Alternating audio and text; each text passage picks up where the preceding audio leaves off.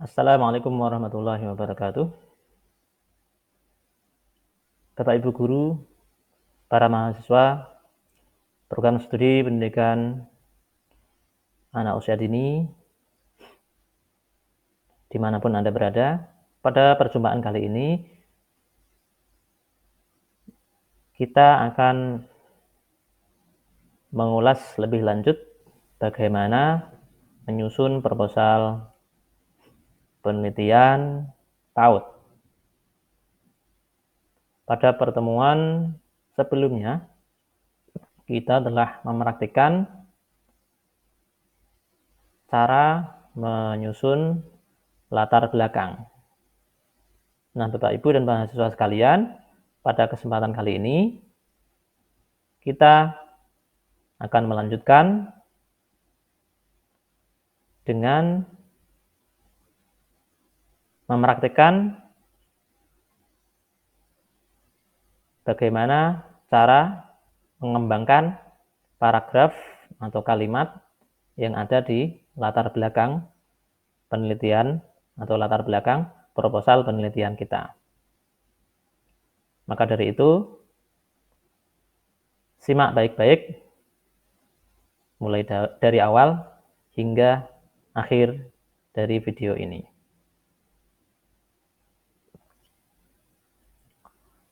File proposal sudah saya siapkan. Judul dari proposal kita, sebagaimana kita bahas di video sebelumnya, adalah perkembangan bahasa anak kelompok B TK anak bangsa selama pandemi COVID-19 atau COVID-19. Bapak, Ibu, dan mahasiswa sekalian, apa yang harus kita lakukan ketika ingin mengembangkan paragraf atau kalimat demi kalimat yang ada di latar belakang? Kita pada video sebelumnya sudah mengisi latar belakang dengan teori umum, realitas yang ada, dan posisi penelitian kita. Bagaimana kita mengembangkan paragraf-paragraf tersebut? Yang pertama dapat kita lakukan adalah mengembangkan kalimat demi kalimat pada teori yang kita gunakan di latar belakang. Kita contohkan di paragraf pertama ini, kita ada statement atau pernyataan bahwasanya setiap manusia mengalami perkembangan. Nah, kalimat selanjutnya, sebelum lahir dan seterusnya ini dapat kita sisipi dengan 1, 2, atau lebih kalimat pendukung yang mendukung kalimat sebelumnya, yaitu setiap manusia mengalami perkembangan. Nah, kemudian yang dapat kita lakukan untuk mengembangkan paragraf dan kalimat adalah menyisipkan fakta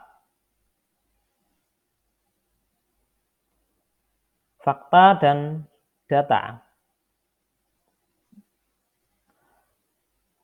Kalau kita berbicara tentang fakta, setiap saat kita disajikan sebuah berita, banyak berita yang itu dapat kita konsumsi di berbagai media massa, baik cetak maupun elektronik. Apa yang ada di berbagai media itu, fakta-fakta apa yang ada di media itu, khususnya yang berkaitan langsung dengan variabel atau kata kunci yang ada di penelitian kita, seperti perkembangan bahasa ini, atau pandemi, atau tentang anak TK, itu bisa kita masukkan di kita sisipkan di latar belakang. Kemudian fakta atau data juga kita dapat peroleh dari jurnal yang berisi karya ilmiah. Mengapa demikian? Karena di dalam jurnal pada umumnya berisi penelitian yang sudah diuji keabsahannya, sehingga dia dapat menjadi penguat bagi kalimat-kalimat yang kita gunakan di bagian latar belakang. Misalnya di paragraf pertama kita mempunyai kalimat yang kita sorot ini adalah perkembangan anak terdiri dari beberapa aspek. Nah, dengan bantuan mesin pencari, kita coba cari jurnal yang berkaitan dengan perkembangan anak usia dini atau secara umum aspek perkembangan manusia. Kita coba saja.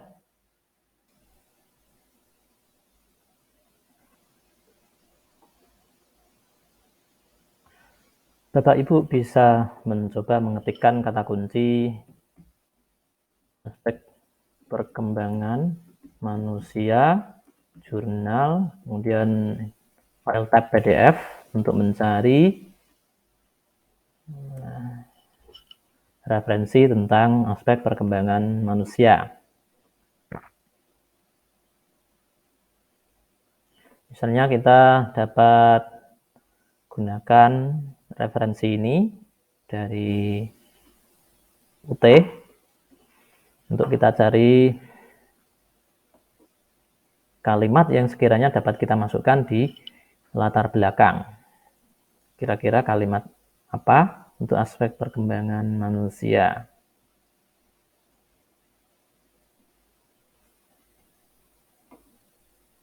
Nah, di sini misalnya ada aspek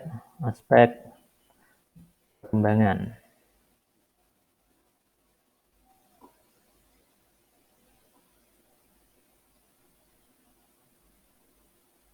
Nah, kita kopikan saja, misalnya ini si penulis mengutip dari bukunya Santrok, kemudian dari Burke dan Papalia. Kita coba di sini, kita kopikan, nanti kita kembangkan dengan menggunakan kalimat sendiri.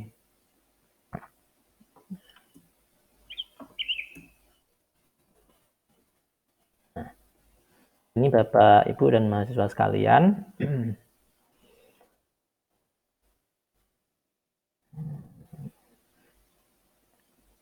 Agar tidak langsung menggunakan kalimat penulis yang kita kutip tadi, kita dapat melakukan paraphrase kalimat.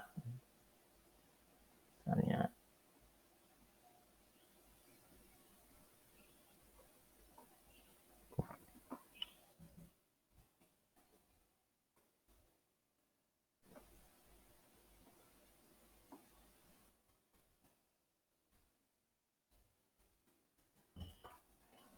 Santrok 2009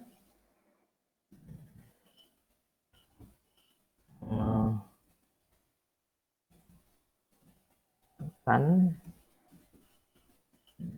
bahwa perkembangan manusia mencakup aspek biologis, kognitif, dan sosio-emosional. Karena yang kita kutip tadi adalah dari UT, maka kita harus mengetahui siapa penulis buku ini. Oh, ini ada Hildayani 2014. Berarti Santrok dikutip oleh Hildayani. Nah, Hildayani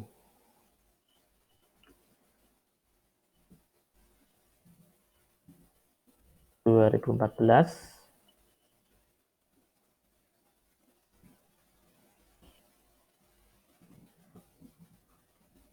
dan ulang pernyataan Santrok bahwa aspek perkembangan manusia mencakup aspek biologis, kognitif, dan sosioemosional.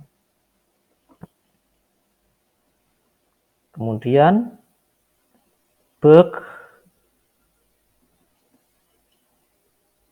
menggolongkannya sudah jadi kalimat yang lain. Burke menggolongkannya menjadi aspek fisik, kognitif, emosional, dan sosial.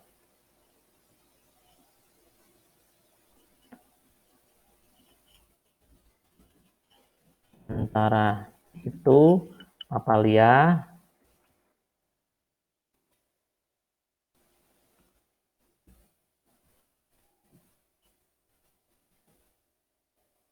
memaparkan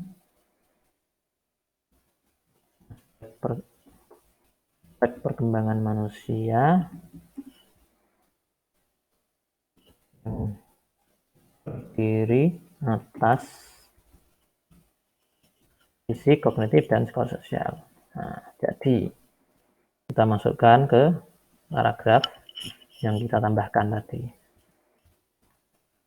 Bapak, Ibu, dan mahasiswa sekalian, jangan lupa karena kita mengutip, kita harus mengikuti kode etik penulisan. Karena tadi kita tidak mengutip dari bukunya Santrok langsung, bukunya Burke langsung, dan Papalia, maka kita gunakan penulis yang mengutip Santrok, Burke, dan Papalia, yaitu Hildayani. Nanti kita jangan lupa tambahkan di daftar pustaka. Nah, akhirnya apa yang kita sisipkan di sini lumayan menjadi tambahan bagi kita sehingga pundi-pundi kalimat kita semakin bertambah, tidak sesedikit sebelumnya. Sebelum kita kembangkan dengan penyisipan kutipan ini. Karena ini kalimat berikutnya ini masih berbicara tentang aspek, maka kita tarik ke atas. Sementara ini sudah pembahasan lain dapat kita enter. Karena ini berbicara tentang perkembangan, didukung oleh faktor-faktor.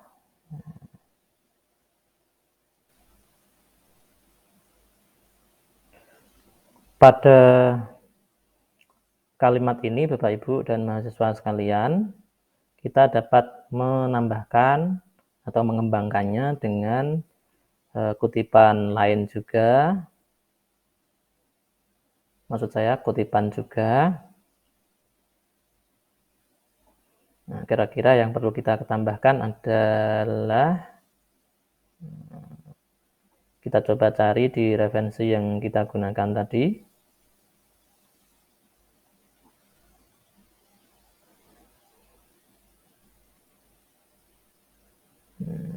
Ini terkait periode rentang kehidupan Bapak, Ibu, dan mahasiswa sekalian, di mana anak usia dini itu terdiri dari anak, misalnya di sini usia 2 sampai 6 tahun. Ini masih di dokumen atau modul yang ditulis oleh Hildayani. Nah, kita katakan di sini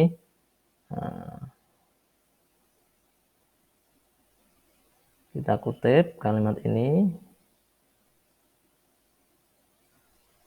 kita copy untuk kita paraphrase. Misalnya di sini kita enter dulu untuk mengecek.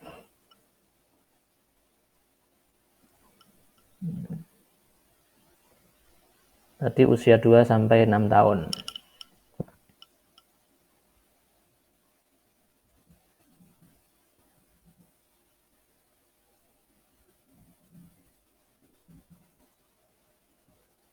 Usia 2 sampai 6 tahun. Mengembangkan keterampilan kesiapan sekolah, seperti kemampuan mengikuti instruksi. Nah, ini kan menyimak, mengenal huruf.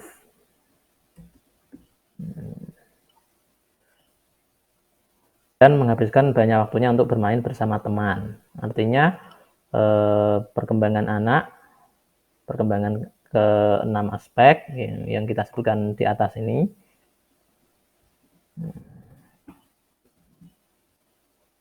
didukung oleh antara lain lingkungan, sehingga kita tuliskan di sini.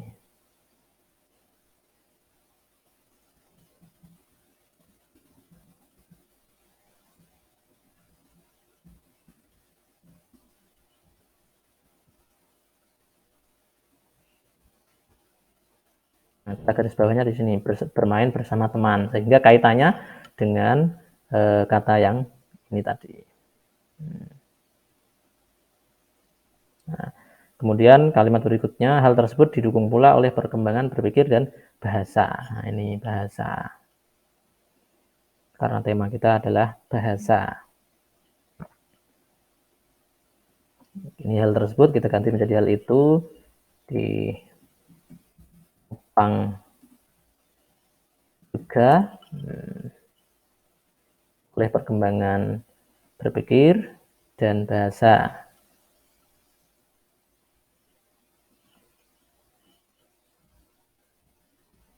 Yang amat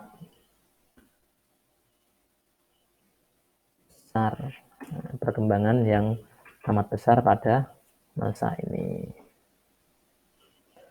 Ini tadi belum kita rubah, mengembangkan keterampilan kesiapan sekolah, berarti prasekolah gitu bisa. Jangan lupa ini kita masukkan lagi Hildayani. Nah, di sini.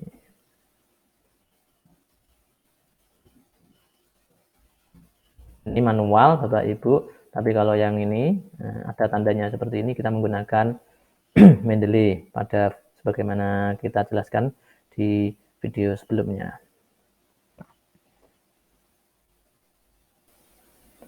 Bapak Ibu dan mahasiswa sekalian, kita lanjutkan pada paragraf ini.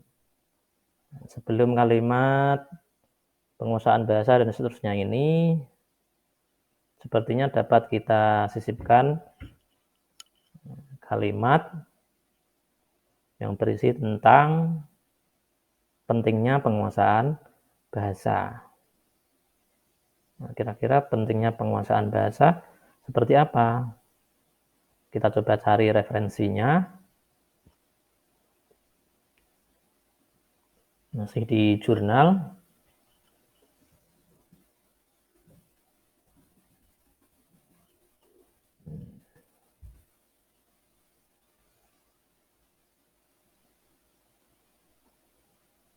Pentingnya peran bahasa dalam pendidikan usia dini. Mestinya ini coba kita buka, kira-kira ada materi apa ini. Secara otomatis terunduh. Kita buka filenya.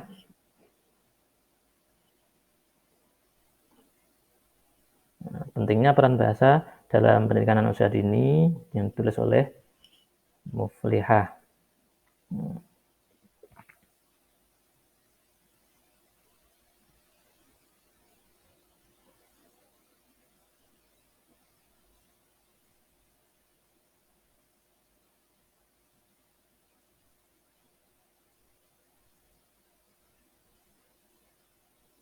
Sini ada beberapa pilihan.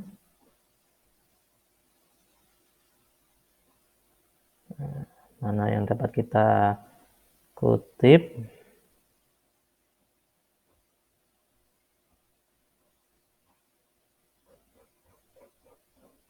Kita dapat memanfaatkan yang fungsi bahasa di sini.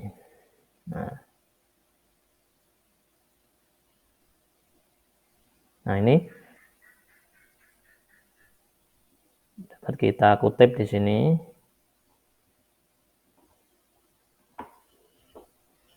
Kita enter lebih dahulu.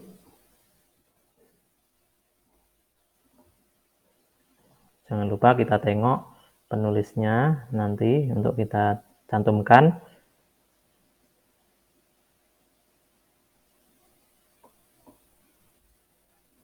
Muflihah ini tahun 2014.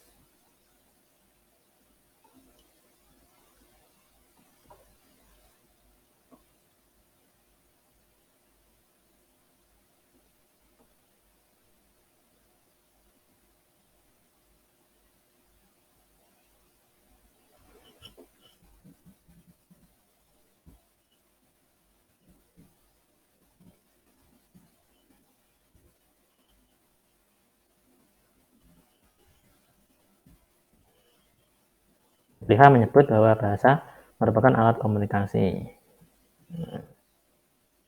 Keperluan apapun dan dalam kegiatan apapun bahasa yang digunakan oleh seseorang atau masyarakat, maka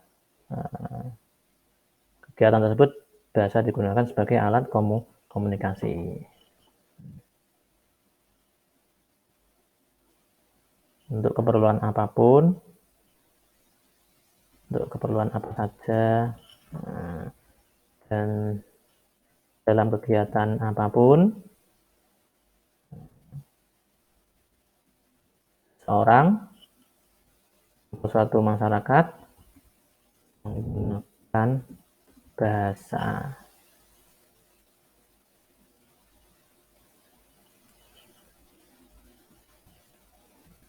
Sehingga kita tambahi dengan kalimat sendiri, dengan kata lain, anak usia dini perlu menguasai bahasa agar ia dapat berkomunikasi dengan teman-temannya.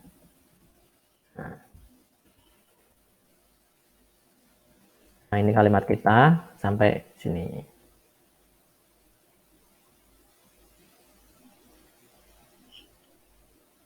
Nah, sehingga apa yang kita katakan ini semakin kuat karena ditopang dengan sebuah kutipan dari jurnal. Lagi-lagi jangan lupa kita letakkan nama penulis di paragraf dan di daftar pustaka. Bapak, Ibu, dan mahasiswa sekalian, kita dapat melihat-lihat kembali di paragraf demi paragraf di bagian latar belakang, khususnya di teori umum terlebih dahulu sebelum kita menginjak ke sesi yang lain. Misalnya di bagian sini dapat kita tambahkan supaya lebih menarik, kita tambahkan tabel ringkasan. Misalnya kita beri tabel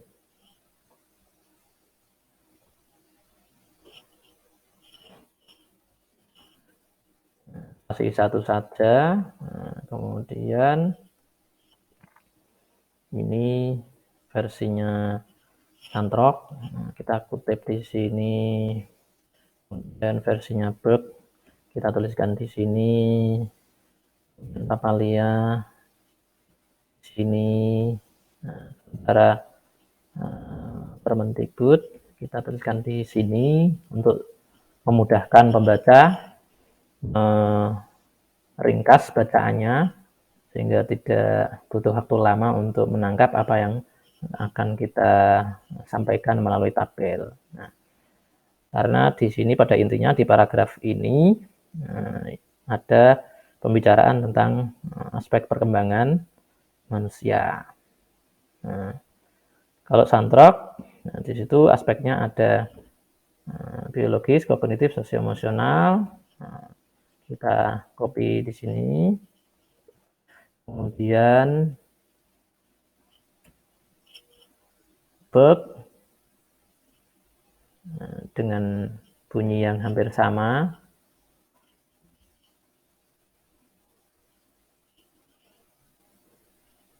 kemudian papalia, fisik, kognitif, dan psikososial.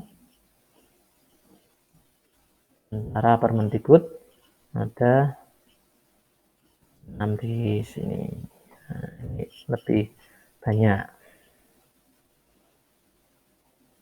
Karena di sini lebih banyak, coba kita atur tabelnya supaya lebih menarik. Karena itu akan mempengaruhi semangat membaca untuk melihat tabel kita.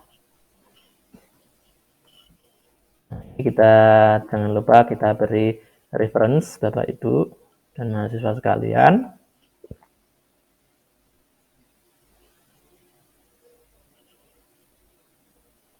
Insert caption tabel di atas tabel.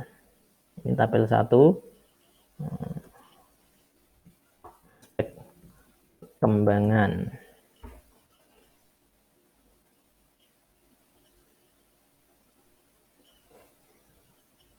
Kita samakan fontnya karena ini 14, kita samakan jadi 14. Ini tidak harus tebal. Nah, tabel ini fungsinya membantu pembaca untuk secara cepat menangkap apa yang ingin kita sampaikan. Meskipun di sini sudah ada.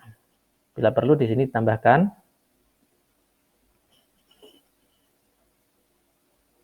Hildayani 2014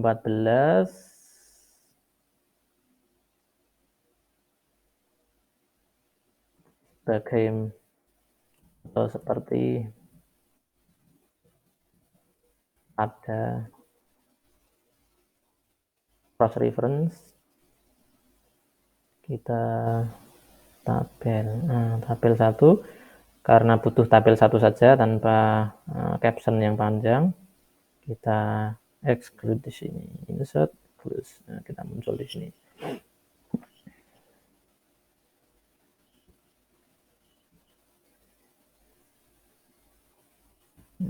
Karena ini keterangan tambahan, kita beri koma Bapak Ibu dan mahasiswa.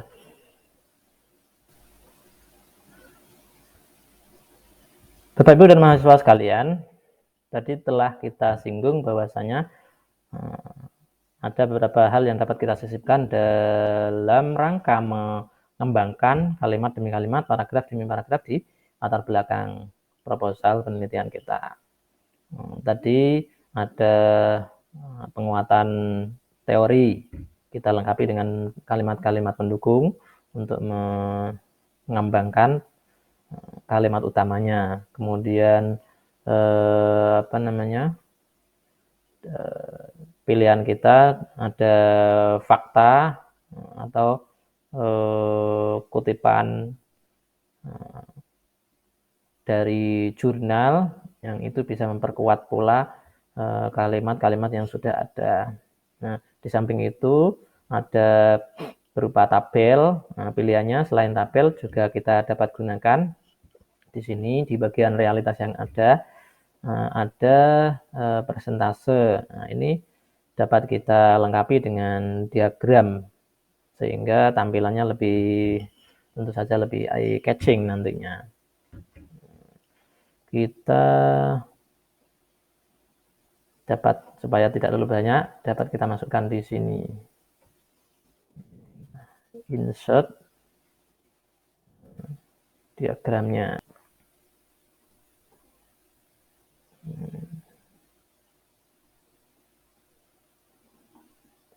Kita dapat menggunakan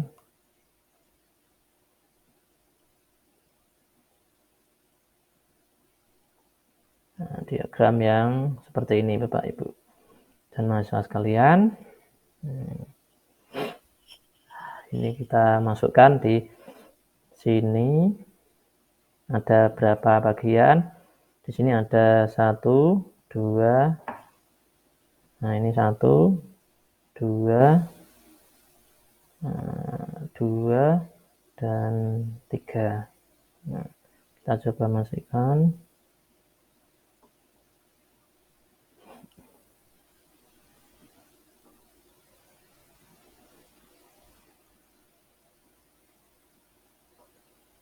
Empat.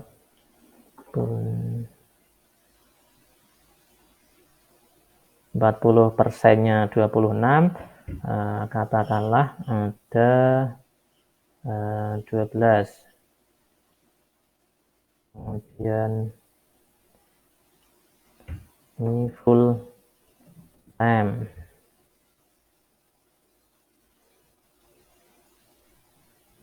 Nah, kita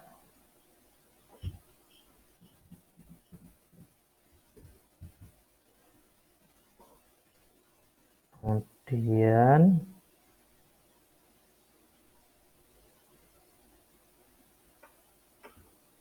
kita delete saja ini, kita delete. Nah, sehingga tinggal 3. Ini ada half time atau paruh waktu itu 35%. Kira-kira ada 10. Nah, sisanya 4 orang. Ini serabutan.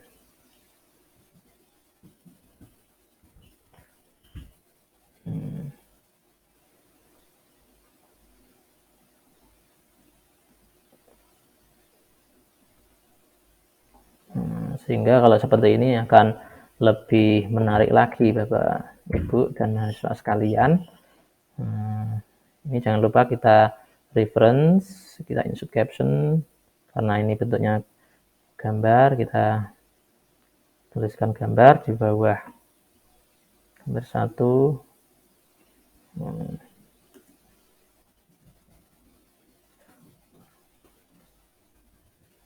Kelompok B.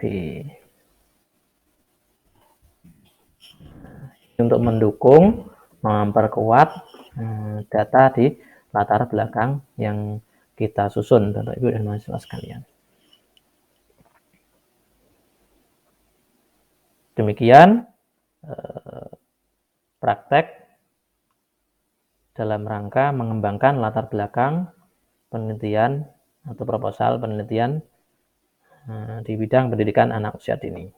Mudah-mudahan dapat dipahami bersama dan sampai jumpa lagi di praktek selanjutnya. Sekian, Assalamualaikum warahmatullahi wabarakatuh.